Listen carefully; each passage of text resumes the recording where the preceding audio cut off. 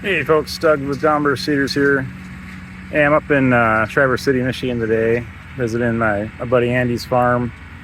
He planted, I think he said 8 acres of some different seed blends. He did clover, chicory, oats mix on I think half of it, and vitalized carbon load on the other half. And he's using a flail mower to terminate the standing crop that he's planting into. So this is no-till planting. It's a different way to do it than spreading seed and then rolling it and spraying it with glyphosate. He's using the flail mower to terminate the previous crop and cover the seed up with thatch. A flail mower leaves a nice, even thatch layer on top, unlike a conventional rotary brush hog that's gonna leave windrows of your thatch. This is gonna actually grind up what you're cutting and spread it basically pretty evenly over the top of the seed. So he's not gonna spray glyphosate after this. So yeah, very cool machine. It makes for a very pretty plot when you're done. I know a lot of people's maybe hang up or what they don't like about doing no-till is you don't get that pretty freshly tilled, beautifully cultipacked finished product at the end. But I think this has got to be the next best thing, because it looks really nice when you're done, and you've got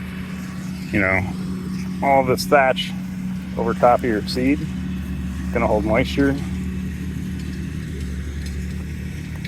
I'm gonna go check out the other end of this field. He said what he's doing right now, he said, was a little on the thin side. I guess down at this other end he's got more thicker existing crop that he's planting into, and a little more thatch, but pretty cool. He's got his son out here packing it in just to make sure he gets some good seed to soil contact. All right, so we're down at the other end of the field here, and as you can see what Andy was talking about, he's planting into this is standing carbon load from last fall. I think the other field we were on earlier was maybe Nitro Boost, but you can see there's a lot more vegetation here. Got some hairy vetch in there. But yeah, when you mow through this, you get some pretty nice thatch, and you can see how evenly distributed this is after that flail mower. It's just a nice kind of even layer of thatch on top of the seed here. So yeah, it's perfect. Like I said, it's like putting straw on your freshly planted lawn. It's gonna hold the moisture in there, keep the birds from eating your seed. So if you want to do no-till, without a no-till drill, man, this seems like a pretty killer way to do it. It's kind of where Downburst Seeders came from. Is no-till drills sound great? They are great, right? And don't get me wrong, but there's other ways to achieve the same thing. If he was to no-till drill this, he would still have to terminate what's growing out here. I don't think you could just no-till drill right into that.